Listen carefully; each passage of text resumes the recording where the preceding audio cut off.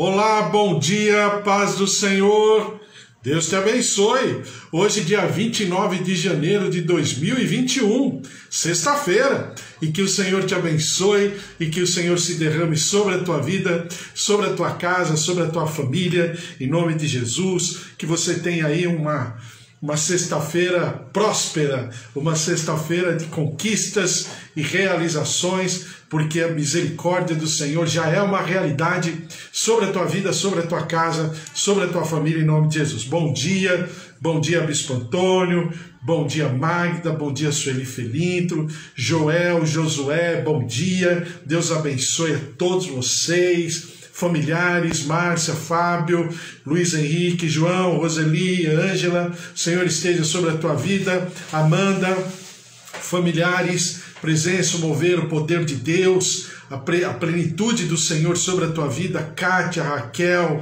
Valtir, a presença, a plenitude, o Senhor Deus se derramando, o Senhor Deus estabelecendo, destacando, né, suas verdades, suas palavras sobre a tua vida, sobre a tua casa, sobre a tua família, em nome de Jesus. Também, bom dia, paz do Senhor, Eva, Carlos, Deus abençoe, em nome de Jesus, toda a família, filha, genros, netinho, Senhor te abençoe, Cida, Senhor abençoe teus filhos, tua nora, em nome de Jesus, a presença, poder de Deus, o mover de Deus, meus pais também, o seu João, Dona Dária, Deus abençoe vocês, o seu Toninho, Dona Nadir, presença, o poder de Deus, o mover de Deus, minha tia Rosália, beijo minha tia Rosália também, minha tia Alzira, meus tios, primos, sobrinhos, netos, genros, noras, presença, o poder, o mover de Deus sobre cada um de nós. Rosa também, oi Rosa Araújo,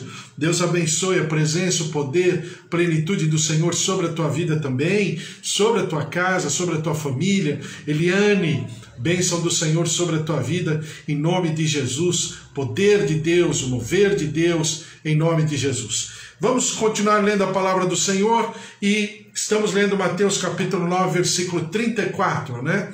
Sempre de maneira linear, a gente lê um pedaço da palavra, depois a gente conversa um pouquinho, depois a gente ora pela nossa casa, pela nossa família e, claro, pelo nosso país, né?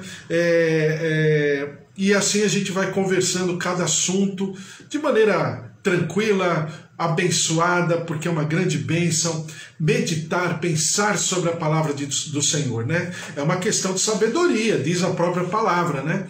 Que aquele que busca o Senhor e os seus preceitos é sábio. Então nós estamos buscando a nossa sabedoria em nome de Jesus. Mateus capítulo 9, versículo 34 diz: mas os fariseus murmuravam, pelo maioral dos demônios é que expele os demônios. Mateus capítulo 12, versículo 22 diz assim: então lhe trouxeram um endemoniado, cego e mudo, e ele o curou, passando o mudo a falar e a ver. E toda a multidão se admirava e dizia: é este porventura o filho de Davi? Mas os fariseus, ouvindo isto, murmuravam: este não expele demônios, senão pelo poder de Beelzebul, maioral dos demônios. Jesus, porém, conhecendo-lhes os pensamentos, disse: todo reino dividido contra si mesmo ficará deserto. Toda cidade ou casa dividida contra si mesma não subsistirá. Se Satanás, espera Satanás dividido está contra si mesmo, como pois subsistirá o seu reino? E se eu expulso demônios por Beelzebul, por quem os expulsam vossos filhos? Por isso, eles mesmos serão os vossos juízes. Se, porém, eu expulso demônios pelo Espírito de Deus, certamente é chegado o reino de Deus sobre vós. Ou, como pode alguém entrar na casa do valente ou roubar-lhe os bens, sem primeiro amarrá-lo, e então lhe saqueará a casa? Quem não é por mim, é contra mim, e quem comigo não ajunta, espalha. Por isso vos declaro que todo pecado e blasfêmia serão perdoados aos homens, mas a blasfêmia contra o Espírito não será perdoada. Se alguém proferir alguma palavra contra o Filho do homem, ser-lhe-á isso perdoado. Mas se alguém falar contra o Espírito Santo, não será isso perdoado, nem neste mundo, nem no porvir. Bom, a gente está lendo a respeito do que significa, né, o pecado contra o Espírito Santo ou a blasfêmia contra o Espírito Santo. Por quê? Nós estamos falando do livro de Mateus, estamos falando de reino. E reino, nesse ponto, né, e eu vou voltar aqui, quando Jesus fala assim, ninguém põe... não, falei errado aqui, peraí. Mateus capítulo 12. Achei. Diz assim, se porém eu expulso demônios pelo Espírito de Deus, certamente é chegado o reino de Deus. Então, a manifestação do Espírito Santo de Deus, claro, preste atenção, vamos só pontuar. Espírito Santo de Deus é a terceira pessoa da Trindade. Certo? Mas ele também se coloca como elemento, né? Por exemplo, de batismo, né? João Batista, quando diz, olha, eu vos batizo com água, mas virá aquele que vos batizará com fogo, o fogo do Espírito. Então, ele se coloca como elemento de batismo. Mas o Espírito Santo também é consolador, porque o Senhor Jesus fala, olha, não vos deixarei órfãos. Volto para o Pai, mas vos deixarei o Consolador, né? E também diz a palavra que o ministério desse momento pós, né, inauguração do reino por Jesus Cristo é o ministério do Espírito Santo. Daí Jesus colocar isso doutrinariamente muito bem claro, diz aqui, se porém eu expulso demônios pelo Espírito de Deus, certamente é chegado o reino de Deus sobre vós. Então, o Espírito Santo significa a possibilidade real, necessária, que não é alternativa, mas é a única possibilidade, para que nós nos conectemos à Trindade em Jesus Cristo. Por quê? Porque o Espírito Santo, nesse ponto, ele se faz canal, ele se faz condutor. Não é assim que aconteceu com Jesus? Eu não falei para você que Jesus, ainda que ele fosse Deus, segunda pessoa da Trindade, ele se propôs a se fazer menor que os anjos, diz a palavra em Hebreus, por algum tempo. Por quê? Porque ele se fez homem. Ele esteve aqui na terra homem e não Deus. Então, quando eu falei isso para você, eu falei, olha, Jesus é um condutor perfeito, santo, sagrado. Um condutor que jamais houve outro igual. Claro. Mas ele é o condutor, porque quem está fazendo a obra é o Espírito Santo de Deus. Agora, no ministério do Espírito Santo, ele passa a ser o condutor, né? Então ele não fala de si mesmo, mas ele fala do Pai e ele ensina do Filho. Ele convence do pecado, da justiça e do juízo. Então o Espírito Santo agora é ele se propõe ser condutor. E a Bíblia fala em Efésios capítulo 1, versículo 14, que ele é o penhor da nossa salvação. Ele é a garantia eterna, perfeita, sagrada, de que nós seremos salvos. Por quê? Porque ele é o penhor.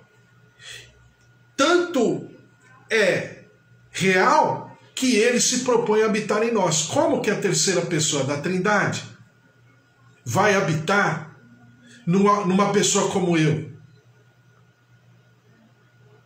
que é imperfeita, que, como diz Paulo, miserável homem que sou? Por que que ele se propõe a habitar?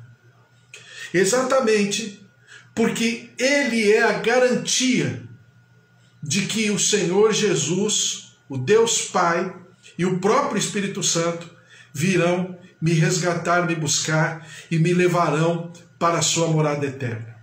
Então ele é o penhor, ele é a garantia de que tudo que está escrito aqui verdadeiramente se cumprirá ipsis literis, conforme aquilo que o Senhor ordenou. Certo? Então vamos lá. Então, se o Espírito Santo está numa condição como representante do reino dos céus, como aquele que afere, como aquele que referenda a vontade da Trindade, do Elohim, ele está como penhor, como garantia, ratificando, confirmando exatamente tudo aquilo que o Senhor pré-ordenou e estabeleceu sobre nós, através de nós e para nós. Então, quando Jesus diz aqui, se porém eu expulso demônios pelo Espírito de Deus, certamente é chegado o reino de Deus. Pronto, o ministério do Espírito Santo já está posto. Quando Jesus diz que o pecado ou a blasfêmia contra o Filho será perdoado, mas contra o Espírito Santo não, por quê? Porque é a única fonte, é o único condutor perfeito, estabelecido pela Trindade como ministério atual na nossa geração, a ser observado, a ser pontuado, sublinhado, destacado, aprendido, que é o ministério do Espírito Santo. Então, blasfemar contra o Espírito, isso significa o quê? Quebrar, obstruir em definitivo qualquer processo de remissão e de redenção, né? Por exemplo, é como um avião no aeroporto, né? Antigamente os pastores ensinavam assim, é como um avião no aeroporto, que o avião ele vai, né? Ele vai se dirigindo para a pista, né? O piloto lá tem as liberações da torre, a pista está livre, e aí o avião liga o motor, não, o motor já está ligado, ele apenas acelera o motor, ele engata tudo aquilo que deve ser engatado, que eu não sei se é câmbio o nome daquilo, deve ser marcha, mas engata aquela marcha do avião, daquela máquina poderosa, né? E aí você percebe que ele toma, como se ele tomasse impulso, e ele vai na plena aceleração. E porque ele tem um espaço de pista. E nesse espaço de pista, ele tem que alcançar, no mínimo, tal velocidade para poder decolar. Caso ele não consiga, nesse espaço de pista, decolar, o que acontece? A decolagem, eles chamam de decolagem abortada. Por que abortada? Porque não tem mais jeito. O ministério do Espírito Santo é exatamente isso. Ele vai até um ponto. Agora, se eu ficar negando, desprezando, zombando e não der conta do que realmente o Espírito Santo deseja, e eu começo a ter consciência de quem é o Espírito Santo, qual é o seu ministério, o que significa graça, o que significa pecado, o que significa justiça, o que significa juízo, o que significa morte eterna, o que significa malignidade, o que significa maldade, o que significa bondade, bênção. Ou seja, o Senhor, o Espírito Santo, ele coloca todo o ambiente, toda a atmosfera para que isso se manifeste. A Bíblia fala que ele geme com gemidos inexprimíveis. Por quê? Porque ele não apenas está em mim, mas ele vive comigo a minha realidade, a minha dor. E porque ele vive comigo a minha realidade, a minha dor, como um condutor da obra da Trindade na minha vida, então eu preciso desesperadamente buscá-lo, né? E estar em aliança, em conexão, em comunhão com ele, para que exatamente ele me ensine. Mas é uma atitude pessoal. Claro que a Bíblia diz que se eu chamo Jesus de meu Senhor, eu não falo por mim, mas é a obra do Espírito Santo em mim, porque eu humanamente, na minha maldade, na minha concupiscência, na minha natureza pecaminosa, caída, eu não poderia chamar de Jesus como meu Senhor, mas no Espírito Santo, por causa da obra redentora, por causa de tudo aquilo que no seu ministério, representando o reino dos céus, tem agido em mim, então eu consigo chamar Jesus de meu Senhor e meu Salvador, o meu libertador, o meu redentor. Por quê? Porque o Espírito Santo está trabalhando em mim. Então é exatamente isso que Jesus está falando sobre blasfemar contra o Espírito. Ou seja, é falar contra toda uma obra. É falar contra todo um processo de desenvolvimento de salvação. É falar contra qualquer tipo de ação divina que vem em meu socorro. Eu estou bloqueando, eu estou obstruindo de maneira definitiva. Isso é pecar contra o Espírito. Isso é blasfemar contra o Espírito. Então agora entendendo aqui o ambiente, né? Agora a gente já leu todas as partes paralelas sobre essa passagem, Mateus 9, Mateus 10, Mateus 12, Marcos 3, João 7, já lemos tudo. Então, o que está acontecendo? Jesus está começando a ficar conhecido, claro, não é para menos, tudo que está acontecendo, e aí a multidão reconhece quem é Jesus. Não é o filho de Davi? O leproso o chama de Senhor Messias, né? O centurião se prostra. Então, os fariseus, os escribas, o grupo de sacerdotes, os anciãos, né? Zelotes, herodianos, saduceus, fariseus, estão identificando. Os essênios, né, que possivelmente está sendo representado por João Batista.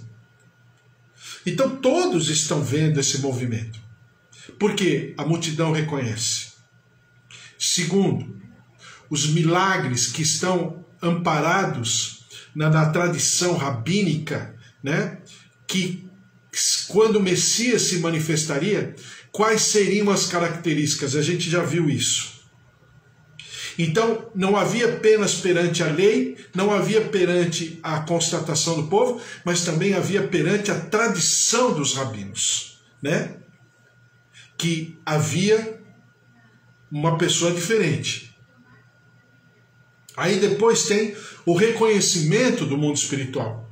Quando Jesus vai ali a Gadara, a gente já passou também por esse texto, ele vai a Gadara e ele liberta aqueles 2 homens gadarenos, os demônios reconhecem quem é Jesus. Mais tarde, agora, em Mateus, né, capítulo 12, Marcos capítulo 3 e outros textos, a Bíblia fala que os demônios reconheceram Jesus. E a Bíblia diz que Jesus os repreende. Não repreende o demônio, mas repreende porque eles estão reconhecendo Jesus como Messias. Então os fariseus estão sabendo tudo isso. Não bastasse já o que existia, existiam as histórias anteriores. Ou será que ninguém comentava? Pois se em João 8, depois de 30 anos, aqueles homens daquela região chamam Jesus de bastardo, querendo dizer, fazendo alusão a Maria, a gravidez de Maria, né? 30 anos mais tarde. Será que eles não sabiam, não tinham ouvido falar do nascimento? Claro que ouviam falar. Eles tinham toda a informação, mas a informação não se transformou em formação. Pelo contrário, eles rejeitaram a formação da salvação, da redenção nos seus corações. E aí eles pecaram contra o Espírito. Ou como Jesus chama, maior pecado, né? Ou João também na sua epístola no capítulo 5, primeira epístola de João, capítulo 5, também a mesma coisa, versículo 16, é o maior pecado, né? Em alguns momentos na palavra de Deus se chama de maior pecado. Por quê?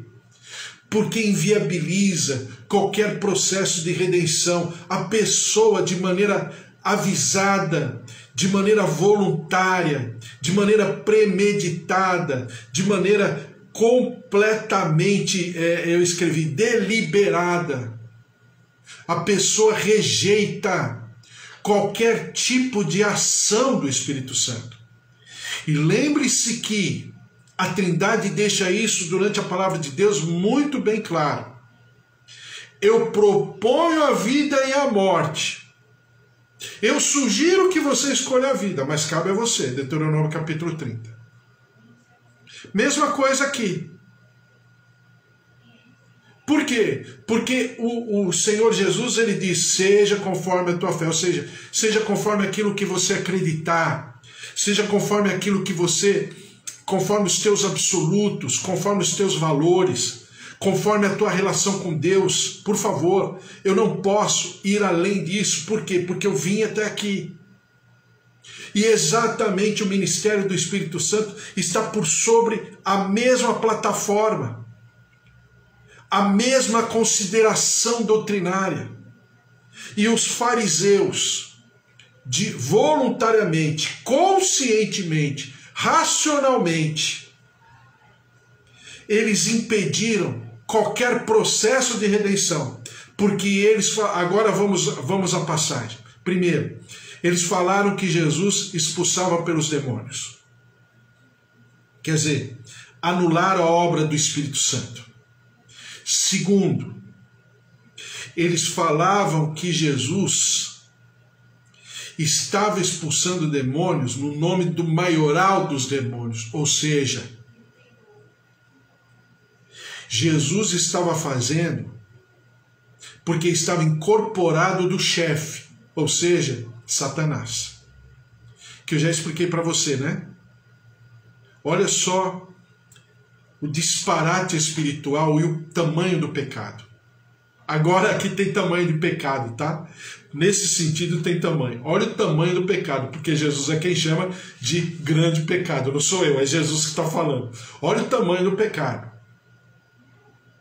Então, não somente eles falaram que Jesus expulsava no nome do expulsava por obra de demônios, ou seja, anulou completamente a obra do Espírito Santo.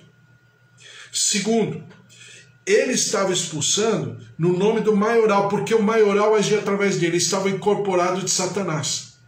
Coisa que também é um grande pecado. Por quê? Porque só está incorporado de Satanás durante toda a história da humanidade. Veja só o pecado que os fariseus cometeram. Satanás incorporou na serpente, Satanás incorporou em Judas, e Satanás incorporará no anticristo, que é a segunda eficácia de Satanás, está lá em Tessalonicenses. Só 3 seres no mundo, no universo, na história da humanidade, que Satanás incorpora, o próprio Satanás. Então a palavra está dizendo o quê? Que os fariseus estão dizendo que Jesus não era apenas um homem incorporado, se não bastasse isso. Não era apenas obra feita por demônios através dele. Não, não, pior ainda. Era que Satanás o havia incorporado. Ou seja, eles estão querendo dizer espiritualmente que entre aspas, Jesus é o anticristo.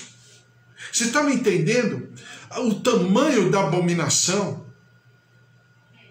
Claro que tudo isso está dentro de um plano, de um projeto de Deus, pela redenção do mundo, e que Jesus é um instrumento disso.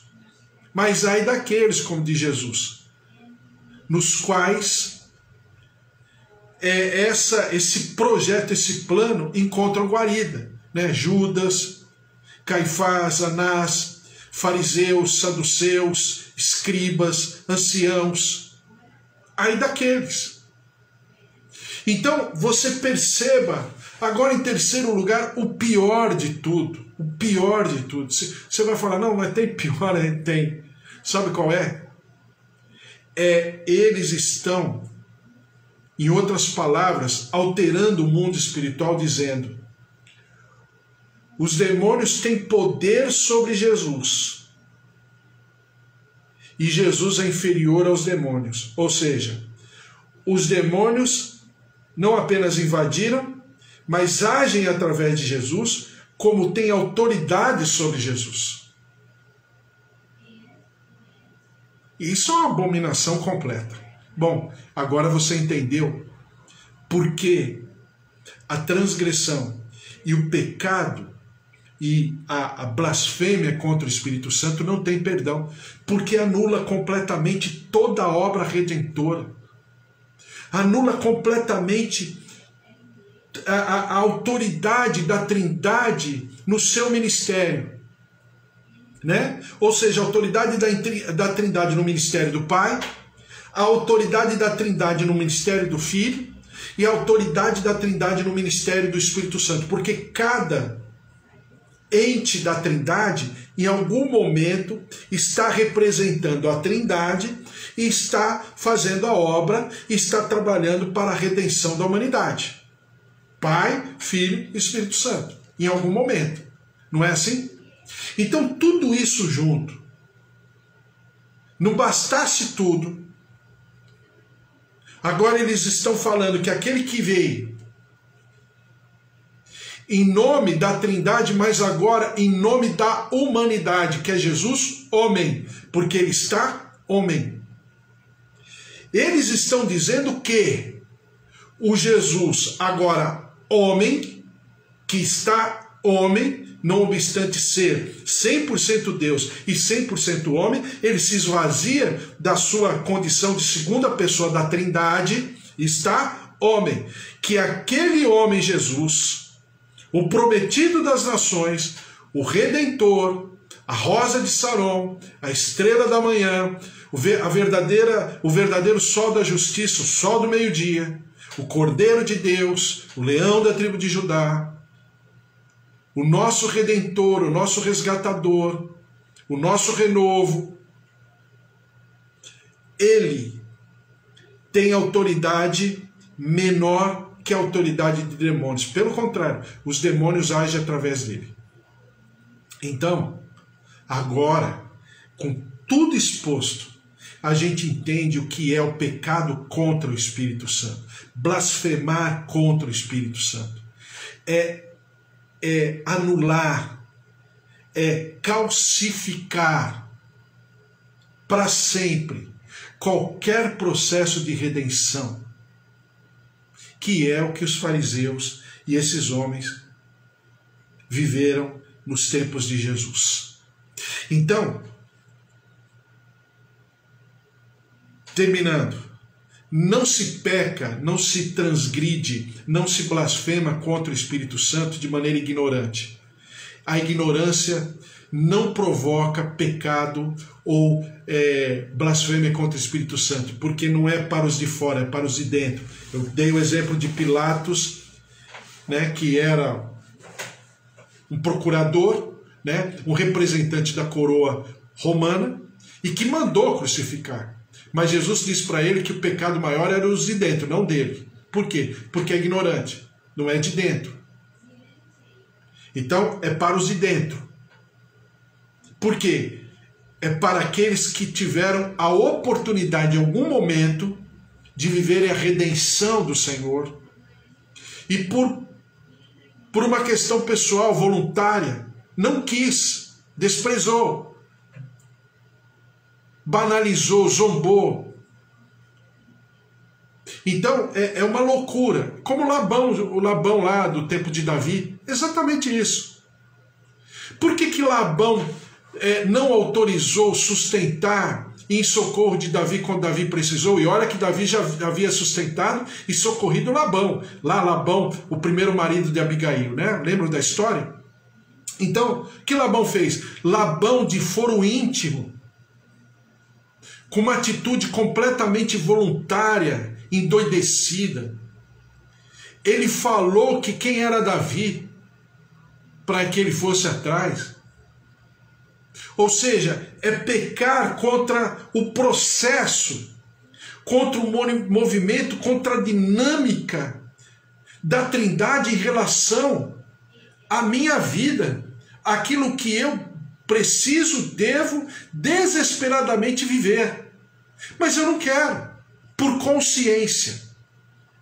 Então é exatamente o pecado contra, ou a blasfêmia contra o Espírito, é exatamente eu, na minha individualidade, no meu livre-arbítrio, no meu conhecimento, na minha consciência, negar a obra, negar a plenitude, negar a manifestação daquele que está no seu reino, implantando o seu reino, inaugurando o seu reino e que deseja que eu faça parte desse reino. Só que cabe a mim dizer sim ou dizer não. É por isso que o ato de aceitação de Jesus é um ato judicial, né? É por isso que eu tenho que confessar com a minha boca, porque antes de confessar com a minha boca, eu creio no meu coração, como diz em Romanos 10. Por quê? Porque é um ato documental, é um ato contratual, é um ato escriturado no céu. Está lá escrito, a Bíblia própria fala, né? Está escrito no livro da vida. E quem é digno de segurar o livro, tomar o livro? Ele, o meu Redentor, está com a mão no livro. Está lá em Apocalipse 4, Apocalipse 5. Então, existe toda uma condição. Só que isso custa caro. Não é porque veio de graça que não custa caro. Não é porque veio de graça que não há, da minha parte, uma responsabilidade. Agora daí, né, nós ficamos, aí eu falo sempre para você, né, é mais a cultura, a nossa cultura pentecostal. A nossa cultura histórica não é tanto, mas a cultura pentecostal é mais. Por quê? Porque as pessoas banalizam, aí é um outro pecado, né? Mas não é, ainda não é pecado, né, de blasfêmia contra o Espírito, mas as pessoas apequenam o Espírito Santo e fala que o Espírito Santo faz um monte de coisa que uma boa parte das vezes não faz, né? Por exemplo, não vou dar exemplo não, que senão vai entrar para outra seara, eu não quero, né? Mas banaliza o Espírito Santo, tá? Apequena o Espírito Santo. Então fica apequenando. Aí quando tem alguma coisa que essa pessoa, esse líder ou esse ministro está fazendo, e o outro lado questiona, ele fala, olha, aí ele ameaça, né? Cuidado, olha o pecado contra o Espírito Santo. Não, isso não é pecado contra o Espírito Santo. Porque cabe a nós sim avaliar, referendar, estabelecer critérios, né? A gente leu a respeito, juízo de valor, acautelai-vos dos falsos profetas. Senhor Jesus está falando para quem ministra ou para quem está ministrando, para quem está sendo ministrado? Não, é para quem está sendo ministrado. Acautelai-vos dos falsos profetas. Não é assim que ele diz? Aqui em Mateus? Então, por quê? Porque há exageros e há pessoas realmente que dão nome das suas atitudes, dos seus traumas, dos seus ressentimentos, né? Eles dão nome e falam que é de Deus, mas não é de Deus. E a pessoa pode arbitrar, pode falar, pode perguntar, pode questionar, com certeza. Pois se a própria Bíblia diz que nós somos herdeiros de Abraão para justiça e para juízo, né? Está lá em Gênesis capítulo 18. Então nós sim podemos aferir, e Jesus dá toda a condição. Nós não podemos aferir conforme a minha verdade, conforme a nossa verdade, mas conforme esta verdade. Então as pessoas apequenam porque falam, e a intenção é boa, né? Falam do ministério do Espírito, os dons do Espírito Santo, batismo de fogo do Espírito, orar em línguas, os dons, prodígios, maravilhas, os ministérios do Espírito Santo, tudo isso é maravilhoso. Só que aí a pessoa fica atribuindo tudo ao Espírito Santo, porque o Espírito Santo me falou, porque Deus fez isso, fez aquilo, como quem, quando ele fala no nome do Espírito Santo, dá uma força maior, dá uma autoridade, dá um upgrade, né? Potencializa, turbina a palavra dele. E aí a pessoa percebe que às vezes essa pessoa exagerou. Aí fala, não, você está exagerando aqui. Olha, cuidado. Olha o pecado contra o Espírito Santo. Não, não é pecado contra o Espírito Santo isso. Não é. Blasfêmia contra o Espírito Santo é exatamente esses sentimentos, as atitudes, conforme eu falei para vocês. E aí nós pontuamos do que fizeram os fariseus, os sacerdotes no tempo de Jesus, e o porquê levaram Jesus à crucificação e quiseram matar Jesus, né? É essa a questão, tá? Não a pessoa de Jesus, mas por quem está, né, por detrás de tudo isso, que é o Espírito Santo, né? Jesus está aqui na obra que a Trindade estabeleceu para que ele fizesse, e ele fez plenamente, perfeitamente e eternamente. Mas nós temos que trabalhar isso. Por quê? Porque a gente já percebeu que a blasfêmia contra o Espírito Santo é o fim de uma etapa, né? E o que significa o fim de uma etapa? Não aconteceu da noite para o dia. Foi engendrado, foi arquitetado, foi tramado no coração de pessoas que estão cauterizadas, ressequidas, ressecadas completamente. E por que estão ressequidas, ressecadas, cauterizadas? Estão bestializadas em relação à obra de Deus. Por quê? Porque foram desprezando a conta-gotas. Porque foram banalizando com o tempo. Então, por exemplo, agora eu vou falar aqui. O que pode, vamos dizer, dar espaço a esse tipo de situação? Primeiro, a incredulidade. Deus faz as coisas e eu acho que Deus não fez. Eu estou falando dos de dentro. Dos de fora, ninguém está falando de ignorante aqui. A gente está falando dos de dentro. Ou seja, cuidado. Senhor, eu quero crer. Como o pai daquele menino falou para Jesus de maneira tão sincera. Você crê? Eu creio. Mas, Senhor, eu te imploro, acrescenta-me na minha fé. Ou seja, eu creio, mas eu estou tendo consciência que não estou tendo uma capacidade de crer ao nível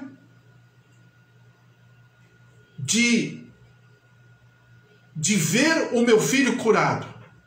Só que o meu filho está diante do Senhor Jesus. E eu sei que o Senhor pode.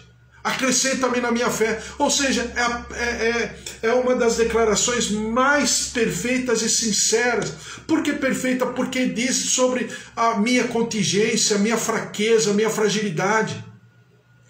Em primeiro lugar, eu preciso trabalhar a minha incredulidade pessoal. Segundo, eu preciso entender que a graça de Deus, ela está abundantemente derramada. E o que é graça? É aquilo que vem por dádiva, é aquilo que vem por obra pura e simples dele, não é minha. Mas a graça dele está por sobre mim. E na graça dele, eu quero viver uma vida abundante. Então eu preciso, cada dia mais, me encher, superabundar, transbordar dessa graça de Deus, para que não apenas haja em mim, mas haja através de mim por sobre todos aqueles, porque eu sou ministro da graça, porque eu sou um embaixador da graça, eu sou um embaixador do reino. Em terceiro lugar, saber que o nosso Deus é o mesmo ontem, hoje e eternamente. Não ficar me associando com pessoas, com narrativas. Desculpe a todos vocês aí, mas eu estou aqui no nome do Senhor, então você precisa prestar atenção. Existem pessoas que apequenam Deus, apequenam o Espírito Santo, apequenam Jesus. É pecado contra o Espírito? Não, não é pecado contra o Espírito, não é blasfemar contra o Espírito, não é isso. Mas enfraquece. Ah, mas Deus só faz isso hoje. Ah, mas o Espírito Santo só faz isso aqui, é para aquele tempo, não é para agora. Ué, o que eu estou fazendo naquele lugar? Eu estou me associando com isso? Então você precisa depurar a tua maneira até de comungar com aqueles que estão ao teu redor. Não que você não vá amar, que você não vai respeitar, mas toma cuidado. Por quê? Isso é pecado, volta a repetir, é pecado contra o Espírito? Não é pecado contra o Espírito. É pecado para a morte? Também não é pecado para a morte, mas apequenar a obra redentora, a divindade, a trindade, é, vamos dizer assim, um ambiente perigoso. Cuidado. Porque numa dessa a gente pode se encontrar com Deus antes, antes de Jesus voltar. E é essa vida que eu vou oferecer para o Senhor? Não. Eu quero viver a plenitude do Senhor. Eu quero viver o Jesus que cura, que visita, que restaura, que ressuscita, né? Que diz ao paralítico, levanta e anda. Que diz ao cego, a tua fé te curou. E ser o recipiente de toda essa glória, de toda essa unção sobre mim e através de mim. Por quê? São cuidados, é o zelo pelo Senhor. A trindade permanece. Para que isso aconteça, em primeiro lugar, a Bíblia diz, Efésios 4,30, não entristeçais o Espírito. Não deixe o Espírito triste. Aí você vai falar, como é que eu sei que o Espírito está triste? Faz como eu, pergunta para ele. É o melhor jeito. Senhor, o Senhor está triste comigo porque eu fiz isso, tal, isso, aquilo? Oh Deus, me perdoa. Senhor, Espírito Santo do Senhor. O Senhor é o meu companheiro, está sempre comigo. Perdão, foi sem querer. E aí conversa. Veja o que significa, claro que a Bíblia fala o que significa entristecer, não é isso. Eu estou falando da minha relação pessoal. 1 Tessalonicenses 5,19, Paulo diz assim, não apagueis o Espírito. Então, não apagar o Espírito significa o quê? Não permitir que a chama do Espírito comece a arrefecer, a enfraquecer na tua vida. A chama do Espírito Santo, o fogo do Espírito Santo precisa estar em altíssimo nível de temperatura, sobre através da tua vida. Então, faça o contrário. Seja cada vez mais aquilo que Hebreus 1,7 fala, que você é como os anjos, como os espíritos celestiais. Você é como ministro de fogo. Outras traduções falam que você é como labareda de fogo. Você é uma labareda de fogo.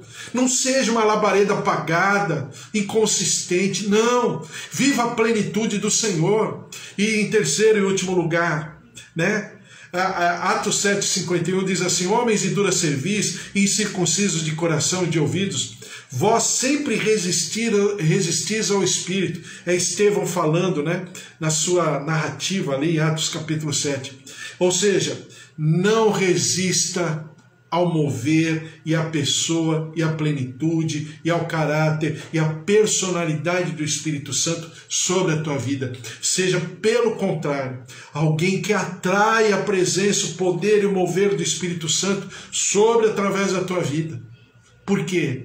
Porque o reino dos céus já chegou.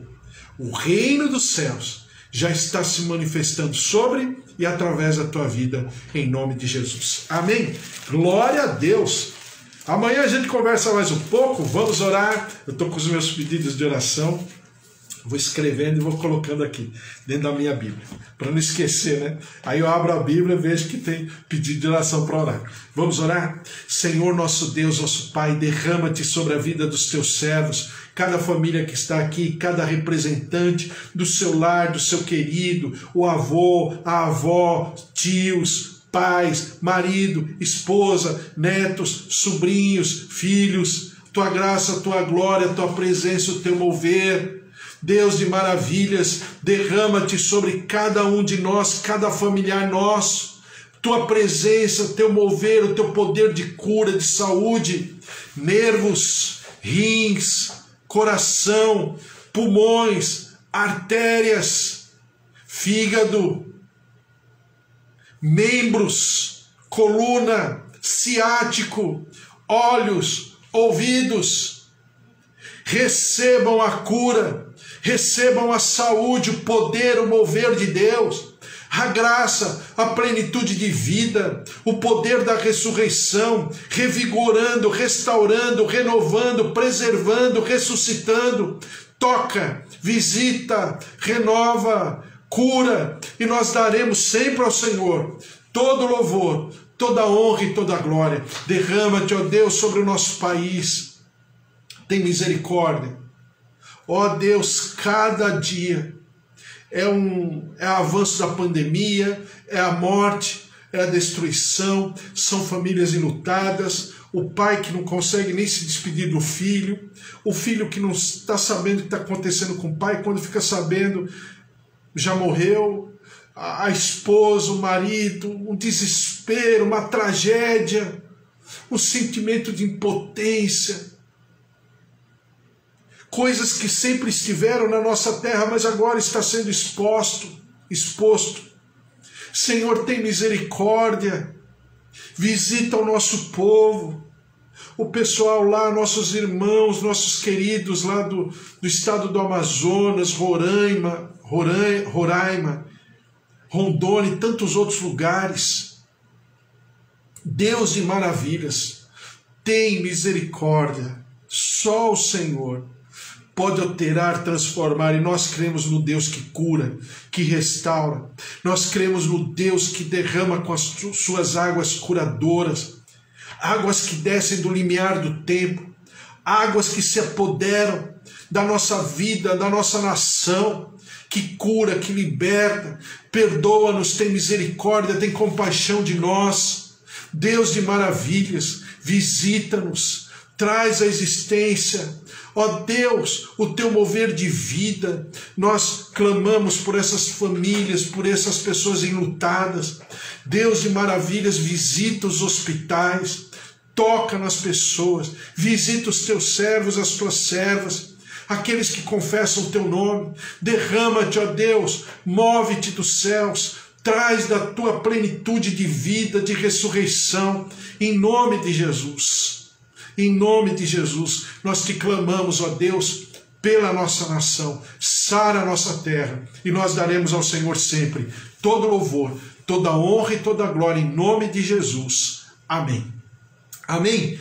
Glória a Deus, que o Senhor te abençoe e te guarde, que o Senhor resplandeça o seu rosto sobre a tua vida, que o amor de Deus Pai, a vida vitoriosa em Jesus Cristo e as consolações do Espírito Santo da promessa estejam sobre a tua vida, sobre a tua casa, a tua família, sobre os teus queridos, em nome de Jesus. Porque quer onde você vá, aonde você pisar com a planta dos teus pés, aonde você tocar com a palma das tuas mãos, com certeza o Senhor está naquele lugar, porque você é embaixador, você é representante do céu aqui na terra, em nome de Jesus. Porque se Deus é por nós, quem será contra nós? Se o Senhor é o nosso pastor, de nada nós teremos falta, porque ninguém pode separar do amor de Deus. Amém? Que o Senhor te abençoe, que você tenha uma sexta-feira maravilhosa, um final de semana. Claro que amanhã, sábado, estarei aqui de volta às 10 horas, mas que o Senhor te abençoe. Em tudo que você fizer, você prospere, seja bem-sucedido, conquistador, realizador, que você viva a graça, a plenitude do Deus da vida em abundância na tua vida, nos teus afazeres, em nome de Jesus. Amém? Um beijo para você, até amanhã, fiquem na paz, um beijo, Deus abençoe e